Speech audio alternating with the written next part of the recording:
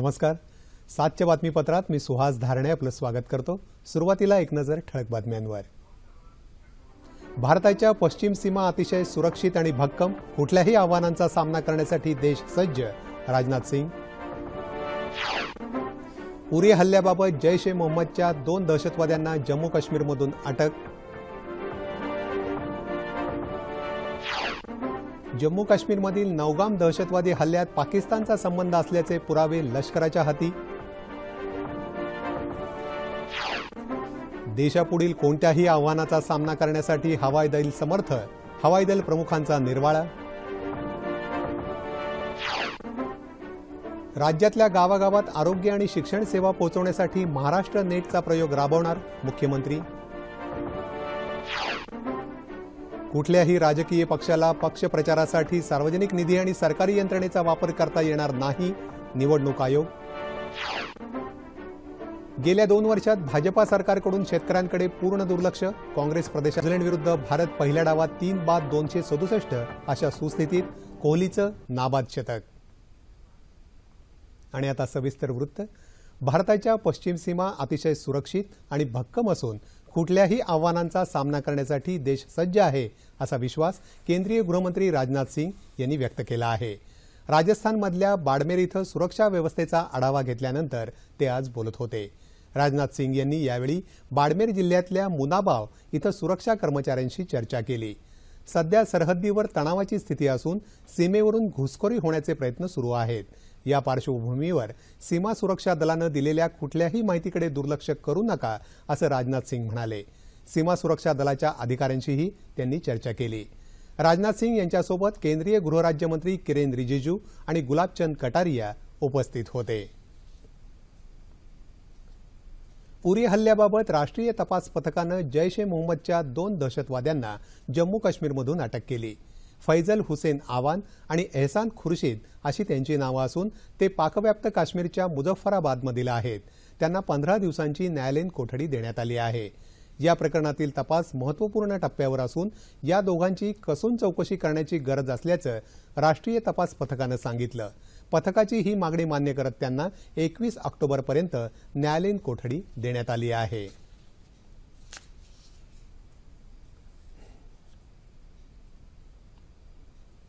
जम्मू काश्मीरमधील नौगाम दहशतवादी हल्ल्यामागे पाकिस्तानचा संबंध असल्याचे पुरावे हाती लागले असल्याचं आज लष्करानं स्पष्ट केलं. नौगाम हल्ल्यातील दहशतवाद्यांची जी शस्त्र हाती लागली त्यावर ही शस्त्र पाकमधील असल्याचे पुरावे सापडले असल्याचं लष्करानं सांगितलं. दरम्यान शोपिया जिल्ह्यात एका पोलीस चौकीवर काल रात्री दहशतवाद्यांनी हल्ला केला. दहशतवाद्यांनी केलेल्या गोळीबारात एक पोलीस शहीद झाला तर एक पोलीस जखमी आहे. त्यांना रुग्णालयात दाखल करण्यात आलं असून काल रात्री उशिरानं शोपियाच्या जामनगर पोलीस चौकीवर दहशतवाद्यांनी बेछूट गोळीबार केला. प्रत्युत्तरादाखल पोलिसांनी गोळीबार केल्यावर दहशतवाद्यांनी पळ काढला. परिसराची नाकाबंदी करण्यात आली असून शोधमोहीम हाती घेण्यात आली आहे.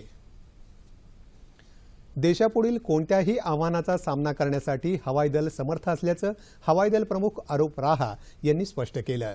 भारतीय हवाई दलाच्या 84व्या स्थापना दिनानिमित्त आज नवी दिल्लीजवळच्या हिंडोन हवाई तळावर झालेल्या समारंभात ते बोलत होते.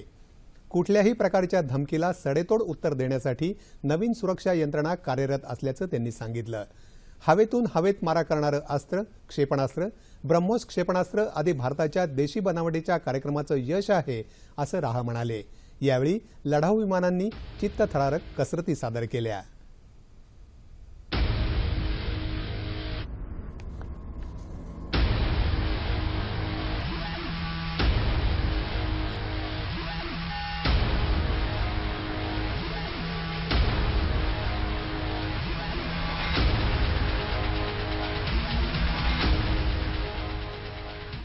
8 ऑक्टोबर 1932 रोजी भारतीय हवाई दल विधेयक मंजूर झाल्यानंतर हवाई दल अस्तित्वात आलं. 1 एप्रिल 1954 रोजी एअर मार्शल सुब्रतो मुखर्जी यांनी भारतीय हवाई दलाचे पहिले प्रमुख म्हणून कार्यभार स्वीकारला होता. भारतीय हवाई दलात 5 विभाग आहेत. गेल्या 8 दशकात हवाई दल कोणत्याही प्रकारच्या हल्ल्याशी सामना करण्यासाठी पूर्णपणे तयार आहे. हवाई क्षेत्राची सुरक्षा आणि आपत्कालीन मदत करण्यात हवाई दलानं विशेष प्रावीण्य संपादन केलं आहे.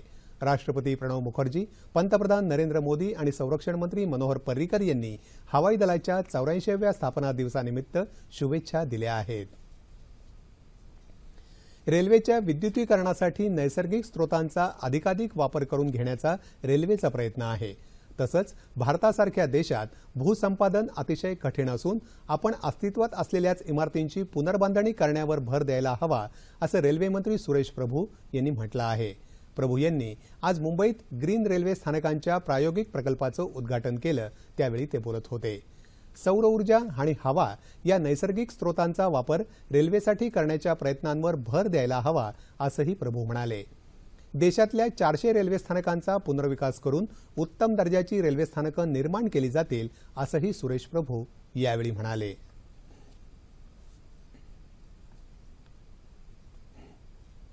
राज्यातल्या गावागावात आरोग्य आणि शिक्षण सेवा पोहोचवण्यासाठी महाराष्ट्र नेटचा प्रयोग राबवणार अशी घोषणा मुख्यमंत्री देवेंद्र फडणवीस यांनी आज केली. मुख्यमंत्र्यांच्या हस्ते आज राज्य शासनाच्या आदर्श शिक्षक आणि सावित्रीबाई फुले आदर्श शिक्षिका पुरस्कारांनी 109 शिक्षकांचा गौरव करण्यात आला, त्यावेळी ते बोलत होते. गेली अनेक वर्ष शिक्षणात 14व्या किंवा 15व्या क्रमांकावर असलेलं राज्य वर्षभरातच 3ऱ्या क्रमांकावर आलं आहे. या क्षेत्रात महाराष्ट्र अव्वल असेल असा विश्वास त्यांनी व्यक्त केला. शिक्षणावर होणारा खर्च ही भविष्यातली गुंतवणूक असल्याचं सांगत शासनाच्या शाळांची गुणवत्ता सुधारत असल्याबद्दल त्यांनी समाधान व्यक्त केलं. प्रगत शैक्षणिक महाराष्ट्र या कार्यक्रमाअंतर्गत राज्यातल्या 11,000 शाळा 100% प्रगती म्हणून जाहीर करण्यात आल्या आहेत, असं मुख्यमंत्री म्हणाले. या कार्यक्रमाला शिक्षण मंत्री विनोद तावडे उपस्थित होते. सर्वसामान्य माणसांनी शिक्षकांना आणि शिक्षकी पेशाला सन्मानानं वागवायला हवं, असं तावडे म्हणाले. कुठल्याही राजकीय पक्षाला पक्ष प्रचारासाठी सार्वजनिक निधी आणि सरकारी यंत्रणेचा वापर करता येणार नाही, असं निवडणूक आयोगानं स्पष्ट केलं आहे. निवडणूक आयोगानं काल या संदर्भात निर्देश जारी केले. पक्षप्रचार किंवा पक्षाच्या जाहिराती, निवडणूक चिन्ह असा कुठलाही उल्लेख असलेला मजकूर छापण्यासाठी सार्वजनिक यंत्रणांचा वापर मंजूर केला जाणार नाही. कुठलाही राजकीय पक्ष अशी कृती करताना आढळला तर त्याविरोधात नियमांचं उल्लंघन केल्याप्रकरणी तक्रार दाखल केली जाईल, असं आयोगानं स्पष्ट केलं. उत्तर प्रदेशात बहुजन समाज पार्टीची सत्ता असताना मुख्यमंत्री मायावती यांनी पक्षाचं निवडणूक चिन्ह हत्तीचे पुतळे उभारण्यासाठी सरकारी निधी वापरला होता. या घटनेनंतर दिल्ली उच्च न्यायालयानं दिलेल्या निर्णयाच्या आधारावर निवडणूक आयोगानं हे निर्देश दिले. मुस्लिम समाजातल्या 3 वेळा तोंडी तलाक आणि बहुपत्नीत्वाच्या प्रथेला केंद्र सरकारनं विरोध दर्शवला आहे. या संदर्भातलं प्रतिज्ञापत्र विधी आणि न्याय मंत्रालयानं सर्वोच्च न्यायालयात सादर केलं. स्त्री पुरुष समानता आणि धर्मनिरपेक्षता ही राज्यघटनेनं नागरिकांना दिलेले मूलभूत अधिकार असून या प्रथांमुळे मुस्लिम महिलांच्या मूलभूत अधिकारांचं उल्लंघन होत असल्याचं केंद्रानं म्हटलं असून त्याचा पुनर्विचार होण्याची गरज व्यक्त केली आहे. स्त्री पुरुष समानता, धर्मनिरपेक्षता, आंतरराष्ट्रीय करार, धार्मिक रीतिरिवाज, इस्लामिक देशांमधील कायदे यांचा उल्लेख करून तलाक प्रथा, निकाह, हलाला आणि बहुपत्नीत्व या प्रथा मूलभूत अधिकारांचं उल्लंघन करत असल्याचं स्पष्ट केलं. या प्रथांमुळे महिलांचं शारीरिक आणि मानसिक शोषण होत असल्याच्या मुद्द्याकडेही लक्ष वेधण्यात आलं आहे. उत्तराखंड इथल्या शायरा बानो या महिलेनं या प्रथांना विरोध करत त्या रद्द करण्यासाठी सर्वोच्च न्यायालयात याचिका दाखल केली आहे. या याचिकेवर सर्वोच्च न्यायालयानं सरकारला मत व्यक्त करायला सांगितलं होतं. सरकारच्या प्रतिज्ञापत्रावर समाधान व्यक्त करत हा मुस्लिम महिलांच्या अधिकारांचा विजय असल्याची प्रतिक्रिया शायरा बानो यांनी दिली आहे. राज्यात काँग्रेसची सत्ता असताना शेतकऱ्यांच्या समस्या सोडवून त्यांना न्याय दिला जात असे. मात्र गेल्या 2 वर्षात भाजपा सरकारनं शेतकऱ्यांकडे पूर्ण दुर्लक्ष केलं आहे, असा आरोप काँग्रेस प्रदेशाध्यक्ष अशोक चव्हाण यांनी केला. चंद्रपूर इथं आज विदर्भ किसान मजदूर काँग्रेसनं विविध मागण्यांसाठी रॅली आणि धरणं आंदोलन केलं, त्यावेळी ते बोलत होते. गेल्या महिनाभरापासून राज्यात सगळीकडे मोर्चे आणि धरणं आंदोलनं होत आहेत. लाखो लोक सरकारविरुद्ध रस्त्यावर उतरत आहेत. शेतकऱ्यांच्या समस्या दिवसेंदिवस वाढत चालल्या आहेत. मात्र सरकार शेतकऱ्यांना नुकसान भरपाई देत नाही. आदिवासींच्या हक्काच्या जमिनी उद्योगपतींना देण्याचं कामही सरकार करत असल्याचा आरोप करत हे आम्ही होऊ देणार नाही आणि आदिवासींना त्यांचा न्याय मिळवून देऊ, असं चव्हाण म्हणाले. या कार्यक्रमाला माजी केंद्रीय मंत्री नरेश पुंगलिया आणि इतर काँग्रेस नेते उपस्थित होते.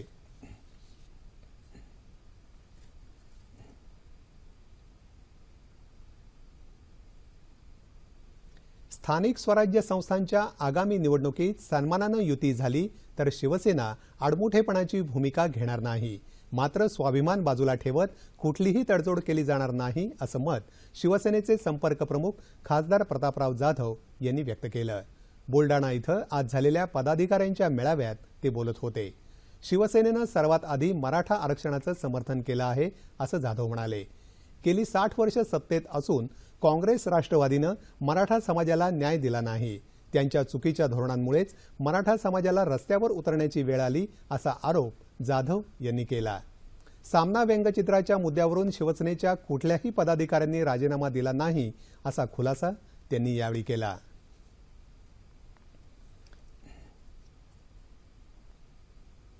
समाजातल्या वंचित घटकांच्या सर्वांगीण विकासासाठी आपलं मंत्रालय वचनबद्ध आहे असं प्रतिपादन केंद्रीय सामाजिक न्याय राज्यमंत्री रामदास आठवले यांनी केलं आहे. नागपूर इथं आयोजित पत्रकार परिषदेत ते बोलत होते.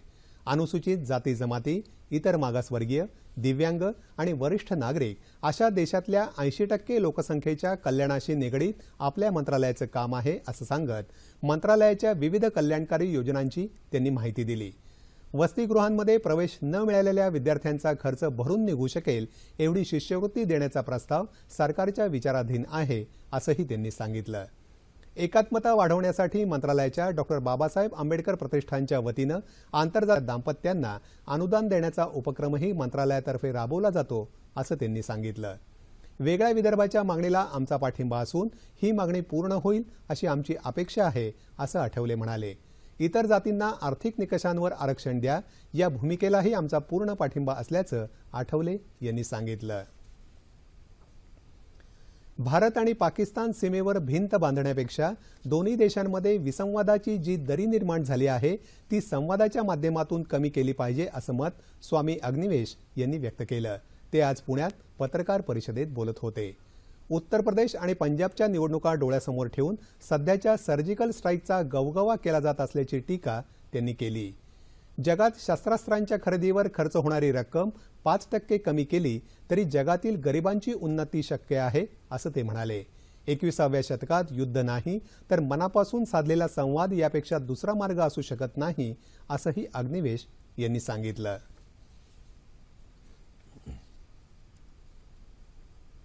कोपर्डी घटनेला 98 दिवस उलटून गेल्यावर सरकारनं आरोपपत्र दाखल केलं. यावरून सरकार या प्रकरणी गंभीर नसल्याचं स्पष्ट होतं असा आरोप काँग्रेस आमदार नितेश राणे यांनी केला. ते आज मुंबईत आयोजित पत्रकार परिषदेत बोलत होते.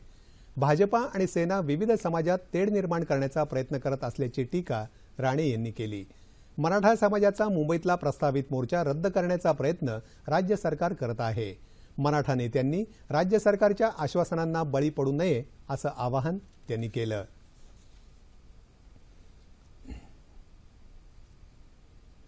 शालेय पोषण आहारातील खिचडी खाल्ल्यानं 42 विद्यार्थ्यांना विषबाधा झाल्याची घटना बुलडाणा जिल्ह्यातील कव्हाळा या गावात घडली. या सर्व विद्यार्थ्यांवर जिल्हा सामान्य रुग्णालयात उपचार सुरू असून सर्वांची प्रकृती धोक्याबाहेर आहे. जिल्हा परिषदेसाठी मराठी पूर्व माध्यमिक शाळेत काल दुपारी शालेय पोषण आहाराअंतर्गत दिलेली खिचडी खाऊन विद्यार्थ्यांना मळमळ आणि उलट्यांचा त्रास होऊ लागला. शाळा सुटल्यानंतर घरी आलेल्या विद्यार्थ्यांचा त्रास वाढला. या विद्यार्थ्यांना चिखली इथल्या ग्रामीण रुग्णालयात दाखल करण्यात आलं, मात्र त्यानंतर त्यांना बुलडाणा इथल्या जिल्हा सामान्य रुग्णालयात हलवण्यात आलं आहे.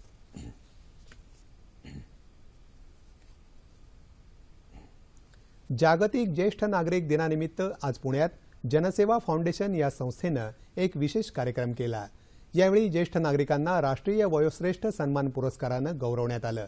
महापौर प्रशांत जगताप यांच्या हस्ते यावेळी शतायुषी पुरस्कार 5 वयोवृद्धांना तर जनसेवा जीवनगौरव पुरस्कार विठ्ठल आणि सुमन भाटे यांना प्रदान करण्यात आला. ज्येष्ठ नागरिकांसाठी पुणे महानगरपालिका लवकरच पेन्शन योजना सुरू करणार आहे अशी माहिती जगताप यांनी यावेळी दिली. ज्येष्ठ नागरिकांसाठी विविध सुविधा दिल्या जातील असंही त्यांनी सांगितलं. मुंबईतही यानिमित्त कार्यक्रमाचं आयोजन करण्यात आलं होतं. ज्येष्ठ नागरिक हे मार्गदर्शक असून त्यांच्याकडून प्रेरणा आणि ऊर्जा मिळते असं महापौर स्नेहल आंबेकर यांनी यावेळी सांगितलं. ज्येष्ठ नागरिक दिनाचं औचित्य साधून आज महापौरांनी शंकर दत्तात्रय चौबळ आणि लीला प्रभाकर समर्थ या शतायुषी नागरिकांचा त्यांच्या निवासस्थानी जाऊन सत्कार केला. 90 वर्ष पूर्ण झालेले 5 ज्येष्ठ नागरिक तसंच लग्नाला 60 वर्ष झालेल्या 5 दाम्पत्यांचाही यावेळी सत्कार करण्यात आला। टपाल सेवा अधिकाधिक लोकांपर्यंत पोहोचवून त्यांचा विश्वास संपादन करण्याच्या हेतूने टपाल सप्ताह साजरा करण्यात येणार आहे। टपाल विभागाच्या विविध उपक्रम, सेवा आणि बचत योजनांची माहिती देण्यासाठी 9 ते 15 ऑक्टोबर दरम्यान राष्ट्रीय टपाल सप्ताह आयोजित केला आहे। या सप्ताहाबाबत महाराष्ट्र सर्कलचे टपाल महाव्यवस्थापक H.C. अग्रवाल यांनी पत्रकार परिषदेत ही माहिती दिली। गेल्या 5 वर्षात टपाल खात्याच्या कामात सुधारणा झाल्याचंही त्यांनी सांगितलं। जुलै 2016 मध्ये CPMG ट्विटरच्या माध्यमातून ग्राहकांच्या तक्रारी सोडवण्यात आल्या। ग्राहकांना अधिकाधिक चांगल्या सुविधा देण्याचा प्रयत्न आम्ही करत आहोत असंही त्यांनी सांगितलं।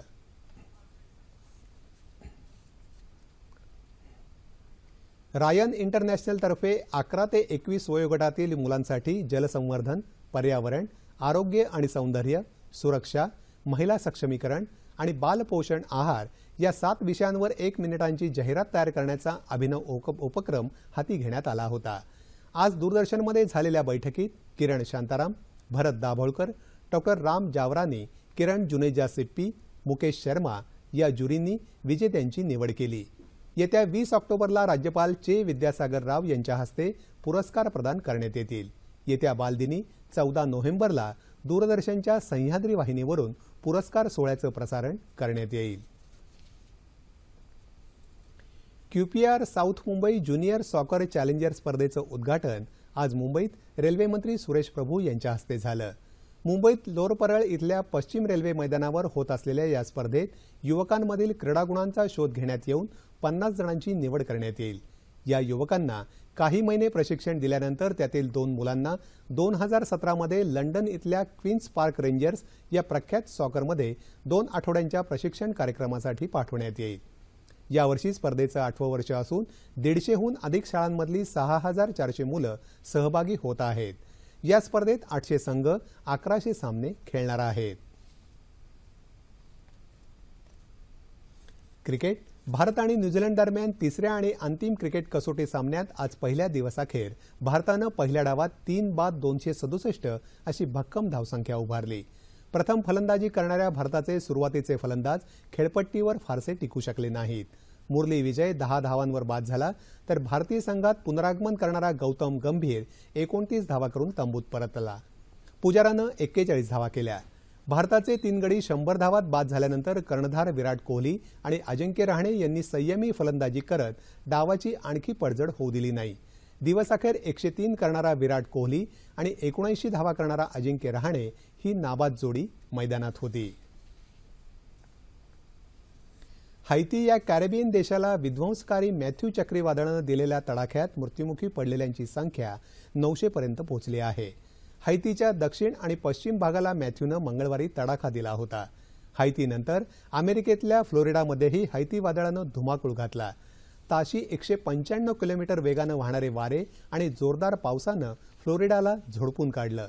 वादळामुळे 3800 हवाई उड्डाणं रद्द करण्यात आली होती।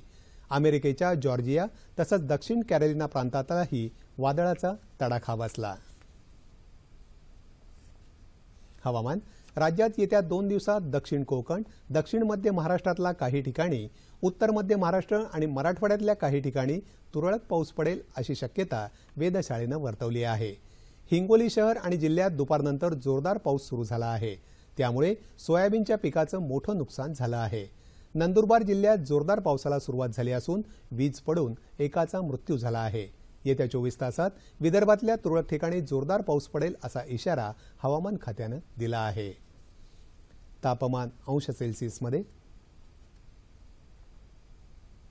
मुंबई कमाल 32, किमान 23, नागपूर 32 आणि 23, पुणे 31 आणि 20, औरंगाबाद 31 आणि 23, नाशिक 30 आणि 21, कोल्हापूर 30 आणि 21, रत्नागिरी 30 आणि 24, सोलापूर 32 आणि 22 आणि अमरावती कमाल 28 आणि किमान 22 अंश सेल्सिअस। ठळक बातम्या पुन्हा एकदा। भारताच्या पश्चिम सीमा अतिशय सुरक्षित आणि भक्कम, कुठल्याही आव्हानांचा सामना करण्यासाठी देश सज्ज, राजनाथ सिंग. उरी हल्ल्याबाबत जैश ए मोहम्मदच्या 2 दहशतवाद्यांना जम्मू काश्मीरमधून अटक. जम्मू काश्मीरमधील नौगाम दहशतवादी हल्ल्यात पाकिस्तानचा संबंध असल्याचे पुरावे लष्कराच्या हाती. देशापुढील कोणत्याही आव्हानांचा सामना करण्यासाठी हवाई दल समर्थ, हवाई दल प्रमुखांचा निर्वाळा. राज्यातल्या गावागावात आरोग्य आणि शिक्षण सेवा पोहोचवण्यासाठी महाराष्ट्र नेटचा प्रयोग राबवणार मुख्यमंत्री. कुठल्याही राजकीय पक्षाला पक्ष प्रचारासाठी सार्वजनिक निधी आणि सरकारी यंत्रणेचा वापर करता येणार नाही, निवडणूक आयोग. गेल्या 2 वर्षात भाजपा सरकारकडून शेतकऱ्यांकडे पूर्ण दुर्लक्ष, काँग्रेस प्रदेशाध्यक्ष अशोक चव्हाण यांचा आरोप. आणि इंदोर क्रिकेट कसोटीत न्यूझीलंड विरुद्ध भारत पहिल्या डावात 3 बाद 267 अशा सुस्थितीत कोहलीचं नाबाद शतक. याबरोबरच हे बातमीपत्र संपलं. मुस्लिम समाजातल्या 3 वेळा तोंडी तलाक आणि बहुपत्नीत्वाच्या प्रथेला केंद्र सरकारनं विरोध दर्शवला आहे. या पार्श्वभूमीवर अधिक चर्चा करण्यासाठी सामाजिक कार्यकर्ते अब्दुल कादिर मुकादम यांना आज रात्री 9:30च्या बातमीपत्रात निमंत्रित करण्यात आलं आहे. तेव्हा पुन्हा भेटूया पुढील बातमीपत्रात आपल्या सह्याद्री वाहिनीवर. नमस्कार.